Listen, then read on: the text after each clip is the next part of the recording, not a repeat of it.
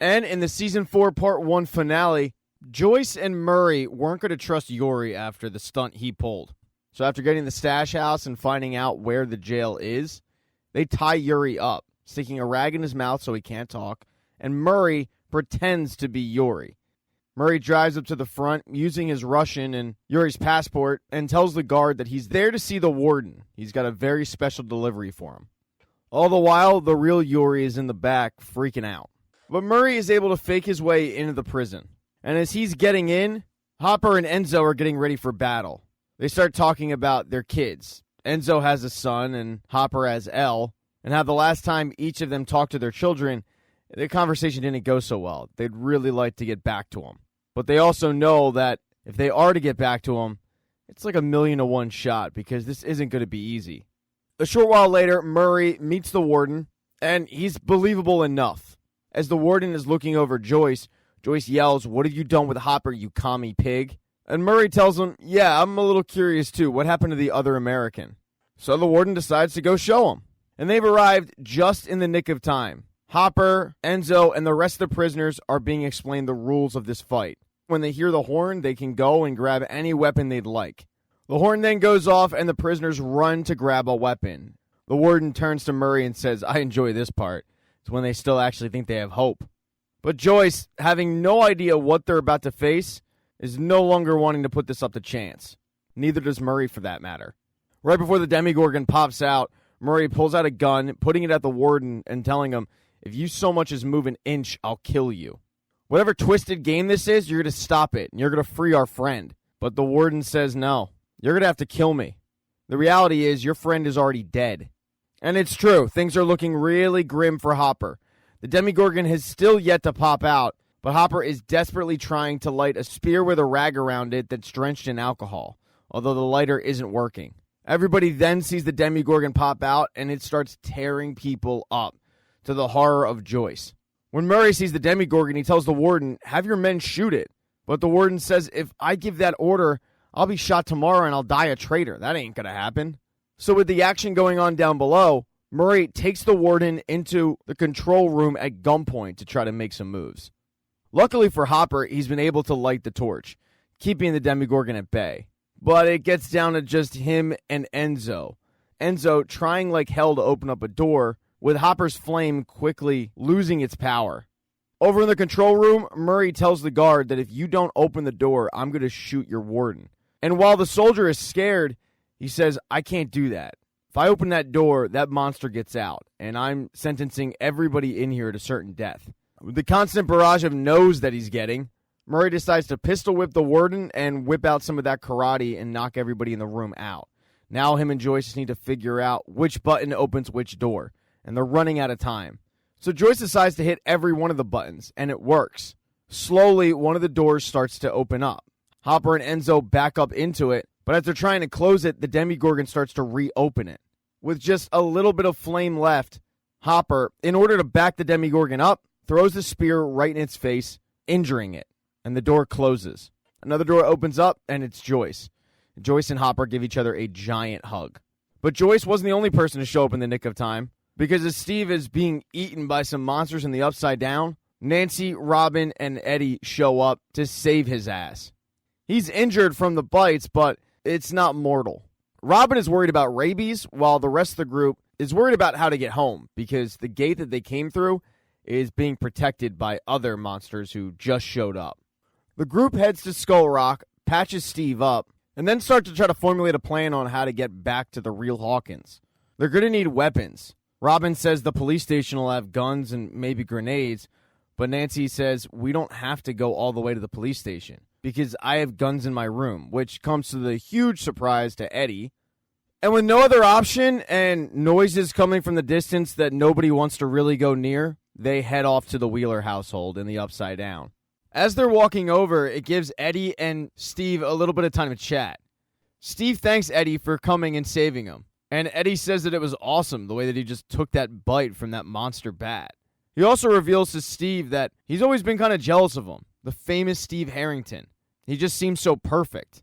And even Dustin, a nerd, just idolizes him. But then he actually got to know him a little bit, and he realizes why everybody likes Steve.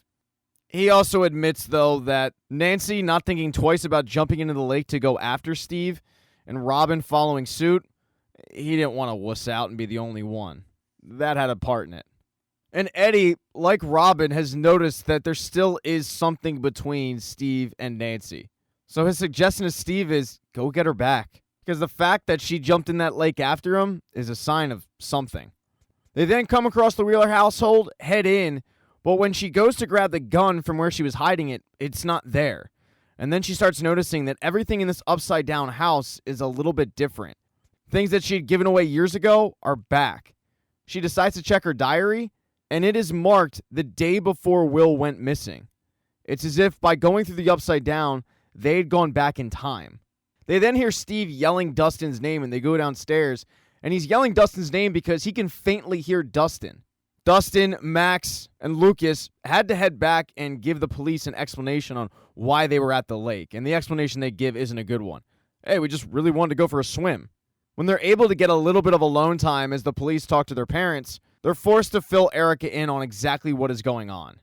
Through explaining the situation to Erica, Dustin once again has an epiphany. Why did the gate even open? I mean, there's only 2 gates that have opened. One was because of Elle, the other was because of the communists.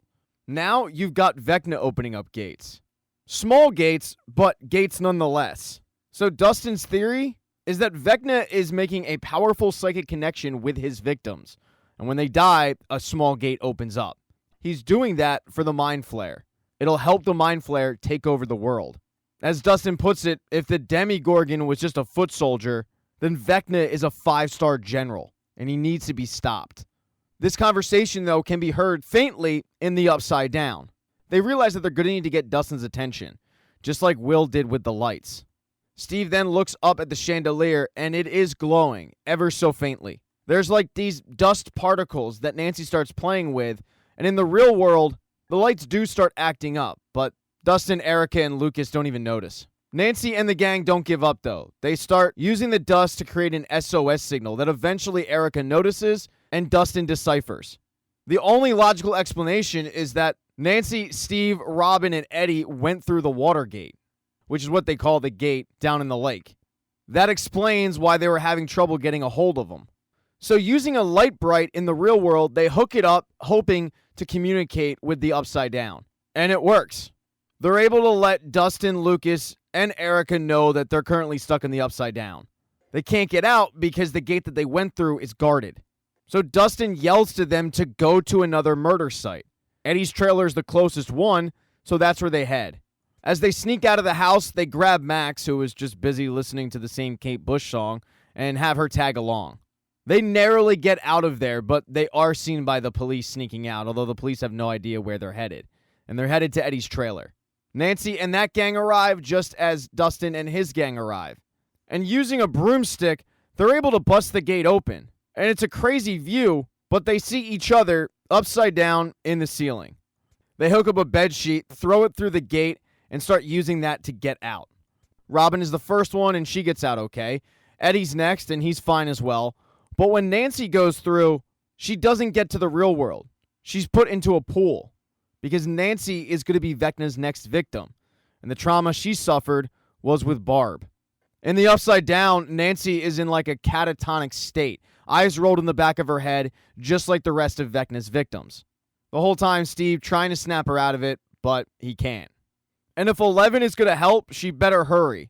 Lieutenant Colonel Sanders continued to torture the lone survivor from the Byers house shooting, and all that torture has taken its toll. He gives up the location of 11, but does make Sanders promise he's not going to hurt her. 11's training has actually taken a step backwards since her discovery that she had murdered all those people. It's frustrating, not only to 11, but also to Dr. Owens, who knows that they're pressed for time. He stresses to Brenner that they need to speed it up, so Brenner does, grabbing a videotape of the day that all those people died. He pops it in, and they go back to that day in 1976. After the beating that she took, 11 is dealing with concussion-like symptoms.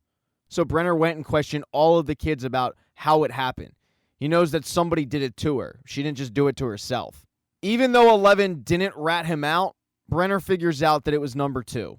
Dr. Brenner puts an electromagnetic collar around 2's neck and starts zapping him. It ends up putting 2 in the infirmary, and all of 2's little cronies now have their eyes set on 11. The orderly that she's befriended comes up to her and asks her if she wants a better challenge, like playing chess. He doesn't actually want to play chess, though. He wants to talk to her. His actions the other day were too obvious, and it got him beat up pretty good. So they're going to have to be super secretive with their conversation. He tells her that once 2's released, he and the others are going to attempt to kill her. And the most surprising thing is the fact that Dr. Brenner wants it to happen.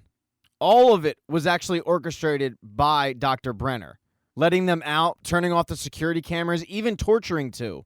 The orderly tells her he's moving them like pieces on a chessboard, driving them to do what he wants, kill her. And he's doing it because she frightens him. Deep down, Brenner knows that she's more powerful than all the others. And he also knows that he can't control her. So he wants to help her try to escape that day. He says to 11, "You have to do exactly as I say." Then, under the table, he sneaks her a key card. Later on in the day, when Brenner came to grab 10 to go through the testing, that's when 11 started to make her move, telling another orderly that she wasn't feeling good and she had to go to the infirmary. In reality, she just did that to get out of the rainbow room. She sneaks away from that orderly, uses the key card, and meets the orderly who's helping her in the boiler room. He shows her a small pipe that she can go through to get out. She notices, though, that he's a little too big for the pipe, and then he tells her, "I'm not going with you. You have to understand, this place is a prison, and everybody here is a prisoner. Not just you or the rest of the kids, but everybody here, including me." He then shows her what he means by that, and he's got a tracking device buried in his neck. He tells her, Brenner calls it Soteria. It tracks me, it also weakens me, so even if there were another way out, he would find me. Since all this person has done is try to help 11, she decides to repay the favor, using her powers to rip out that tracking device. But before they can get out, they're caught by guards. They take off running, and eventually they're cornered by a few military types in a hallway. The military types demand that they stand down, but the orderly says, "No, we're not." And then he uses his powers to quickly kill him. Because that orderly isn't just any orderly. He's number 1. He takes 11 to a closet and tells her, "Wait here, don't move, I'm going to find a way out." But as 11 is waiting, she starts hearing a siren go off and she gets curious. When she leaves the closet, she sees that all these people are dead. She is horrified. And then she gets to the rainbow room where one is killing his last victim. 11 starts crying and is scared, and he can't figure out why after everything they did to her. He realizes, though, that she's just scared, and he tells her, "I was once scared too. I know what it's like to be different and alone." Because like her, he didn't fit in with the other kids. Something was wrong with him. His parents figured that maybe a fresh start and a change of scenery would help, so they moved to Hawkins, Indiana. But in the new house, he found a nest of black widows. He says most people would be scared of black widows, but not me. I related to them. Just like me, they're solitary creatures. They bring balance to the ecosystem. But the human world was disrupting this harmony. The human world was poisoning this structure. And the human structure was a deeply unnatural one. He realized with his powers, he could make his own rules. He could be a predator, but for good, restoring the balance. He started practicing on animals outside of his house. But he quickly realized he could do more than he possibly imagined. He grew to detest his parents because they, like everybody else, presented themselves as one thing, but deep down they hid secrets. Secrets like the war. So he decided to show them who they really were. He would just sit there and laugh at his dad, who believed the house was haunted. But it was his mother who seemed to know that it was him. She ended up calling an expert doctor about the situation, and the doctor suggested that he be locked up to get fixed. He couldn't let that happen, so he killed her. But at that point, he was still a child. He didn't know his limits, and he ended up passing out and slipping into a coma. When he woke up, he found himself placed in the care of that doctor that his mother called, and that doctor was Dr. Brenner. Brenner quickly realized that he couldn't control him, so he decided to start a program to create more. If you haven't figured it out by now, the orderly is grown-up Henry Creel, Victor Creel's son. 11 can't believe this story. She feels like Henry tricked her, and he takes offense to it, saying, "No, I saved you." He starts pitching her the idea of teaming up together, because together they could help reshape the world. But 11 just says no, and uses her power to throw him back. Henry, though, is more powerful. He returns the favor, throwing 11 back, but also toying with her like a cat toys with a mouse. He lifts her up to kill her in the same way that he kills everybody, but with 11's bones breaking, she goes in the deep recesses of her brain to the memory of her being born. She then screams and Henry flies backwards. And using her power, she completely disintegrates Henry, opening up a gate in the process and sending Henry to the Upside Down, where he becomes Vecna. But 11 isn't the only person to get the backstory of Henry, because when Nancy went to the Upside Down, Vecna decided to show her as well. And that is the end of Season 4, Part 1 of Stranger Things. Thank you so much for getting this part of the recap. Please consider subscribing to the channel and subscribing to my Patreon. The link is in the description. Hit thumbs up if you liked it. Smash that thumbs down button if you thought it sucked. Give me your theories on Part 2. But just know, if I don't get back to you in the comment section, it's pretty rare that I check it because usually the comment section is a cesspool. I usually just check the super comments. But even if I don't get back to you, just know that I really do appreciate you checking this out.